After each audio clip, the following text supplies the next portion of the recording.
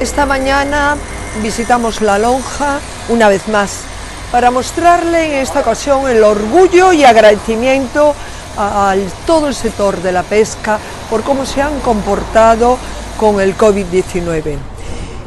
Comportamiento impecable durante la pandemia y el compromiso de la Xunta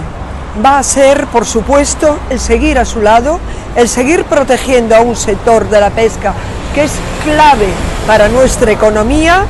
y también lo haremos de un plan de reestructuración y recuperación del sector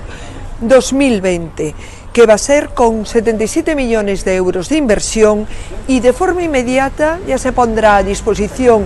de todos aquellos barcos que estuvieron trabajando en la pandemia 7 millones de euros. La Xunta de Galicia seguirá estando con el sector de la pesca.